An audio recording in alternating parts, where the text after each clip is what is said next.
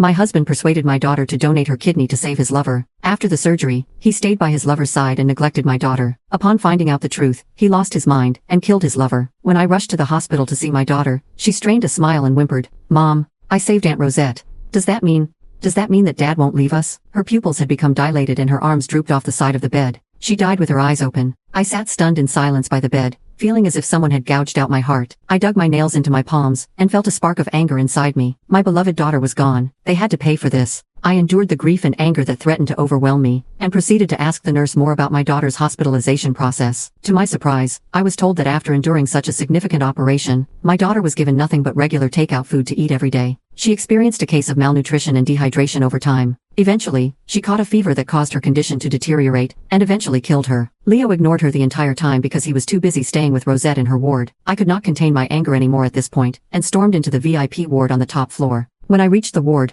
I saw a group of people standing outside with large bouquets and fruit hampers. They were employees from Leo's company. They tried to stop me when they recognized me, but I managed to shove all of their filthy hands out of my way. They were too intimidated to stop me. Thump, thump, thump. I pounded on the door. "Leo, come out here right now." The moment I saw the door open, I grabbed him by his collar and started pummeling him. "Leo, how could you sacrifice your daughter for Rosette? How dare she take my daughter's kidney? What gives her the right to take my daughter's kidney? Give me my daughter's kidney. Give my daughter back to me." With that, I charged into the VIP ward like a maniac. I seemed to have triggered something primal in Leo. In an instant, he lifted me off of my feet as if I weighed nothing at all. Then, he slammed me to the ground. His eyes were bloodshot with anger and resentment as he hissed at me, "Rosette just fell asleep. You'd better stop causing trouble here, or I won't hold back." Diane was the one who opted to donate her kidney to Rosette. Unlike you, she has a shred of compassion. I felt dizzy when my head smacked against the floor. I could taste the metallic scent of blood on my tongue and started to retch. I felt as if my bones had snapped, and the pain was unbearable. Regardless of how much it hurt physically, it could not compare to the pain of the loss of my daughter. I clenched my teeth and pulled myself up to my feet. When I got up, a burst of strength surged from nowhere. I charged forward and slapped Leo across the face. All the emotion I had been suppressing burst out for the first time. This also marked the first time I had ever hit him. If Diane voluntarily donated her kidney to Rosette, why did you try to take me out of the picture?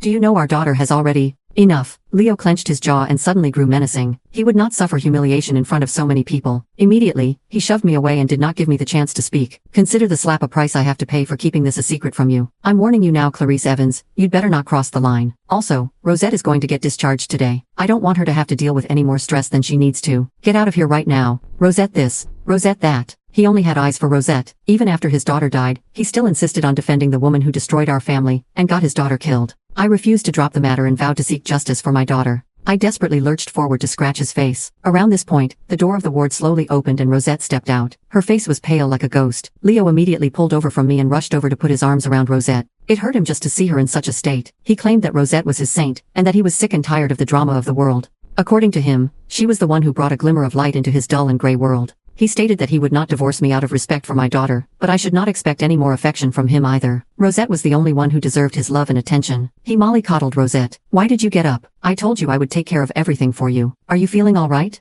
Rosette regarded me with a silent look, then she started to plead as if she was a victim. "Clarice, it was all my fault. If you are upset, please take it out on me, and hit me if you want. Please just leave Leo alone, all right? He has been taking care of me and is exhausted. It's my fault because my body is so weak to the point of needing a kidney transplant." When Leo found out about it, he tried to look for a donor for a long time before settling on Diane. "I know it's hard for you to accept this because you're a mother, but Diane is a kind child. She is truly wonderful." Using this veiled apology, she was indirectly insulting me for lacking kindness and compassion. Leo was the only one too blinded by lust to not recognize that. My eyes grew bloodshot as I bellowed, "You took my daughter. I'm going to skin you alive and crush your bones into powder." As soon as I raised my hand in the air, Rosette started to sob and cry out, "Leo, don't stop her or blame her. Let her hit me all she wants. I can live with it as long as she gets to vent her anger. But Clarice, I just wanted to say that you shouldn't disrespect Diane's name." With that, she cocked her head back and closed her eyes as if to submit to her fate. Rosette's sincere pleas appealed to Leo's feelings. He held her tighter in his arms and glared viciously at me. "Clarice, this is why you will never compare to Rosette. Not only are you aggressive, but you are completely unreasonable as well. You're a madwoman. Also, don't you dare disrespect Diane's name with your filth. I won't let you get away with it." Then, he turned around and went back to console Rosette.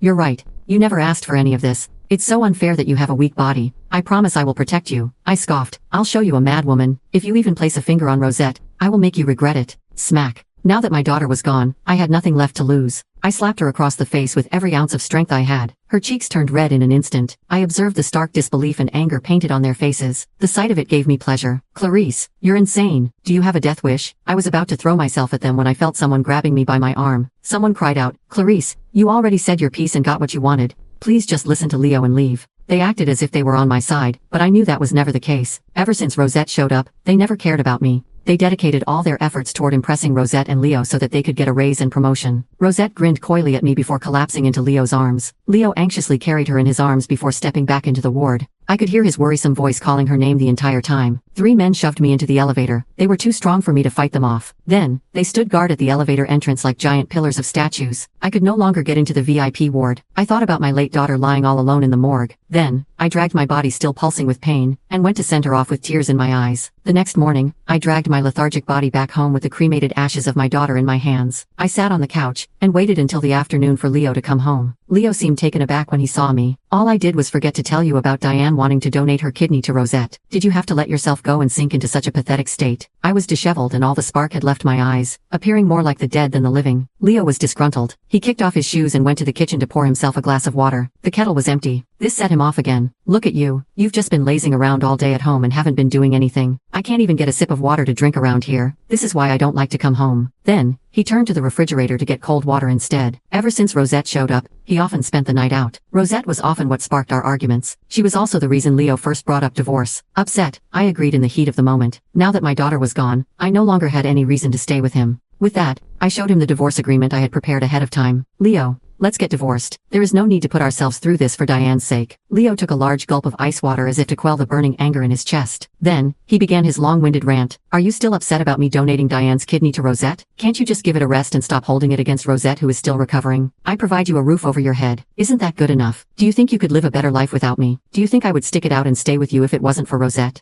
I know you have no problem with being an unqualified mother, but I still have my principles as a father. I looked at the man who I had once loved with all my heart, and felt an urge to cry, feeling desolate. Then, he went on, where is Diane anyway? Even Rosette has been discharged, so I'm sure Diane has been discharged before her. Tell Diane to come out of her room. I bought her favorite mango cake for her 18th birthday tomorrow. I can't join her birthday party tomorrow, so I'll have to celebrate earlier for her. I sneered when I looked at the cake he had prepared for the occasion. He would rather skip his daughter's 18th birthday, a once-in-a-lifetime occasion. Also he could spend time with Rosette. Leo, she's about to turn 18. Don't you know she is allergic to mangoes? Leo frowned sharply and regarded me with a disgruntled look. What nonsense are you going on about this time? She's always ecstatic whenever I buy her cakes. She's only doing that because she's a sensitive girl and didn't want to hurt your feelings. You always talk about how much you love your daughter when the truth is that you don't understand her at all. All your affection for her has always been nothing but a show you put on. What she truly wants is a complete and functional family that gives her the love she needs, not these pathetic performances. She went as far as to donate her kidney to Rosette just to get you to stay with us. She thought if she saved Rosette, you would dedicate yourself to our family. It's such a shame that she would never get what she wanted even if she died. Smack. Leo slapped me across the face. I warned you to not disrespect my daughter's name. He was so furious that his breathing had become ragged. Then he glared at me before stomping toward Diane's room and pounding on the door. Diane, Daddy's home. Are you feeling better? He waited for 2 minutes, but nobody responded. He turned to me and fixed a cross look at me before opening the door. The room was completely vacant. A pink box was set on the table. Clarice, where did you hide our daughter? She needs time to rest and recover. Don't use her as a weapon against me. Every word he said seemed to cut into my flesh like a scalpel. I could feel my flesh shredding off. I turned hysterical. I wanted to ask him why he would rather take care of Rosette than look after our daughter. When the words came to my lips, I realized I no longer had the energy to argue with him. I wonder how he would feel if he found out our daughter was gone. Upon reaching this thought, I smiled a cynical smile and gestured at the pink box containing Diane's ashes. With a tragic chuckle, I motioned. That's right, I hid our daughter. I hid her ashes inside that pink box over there.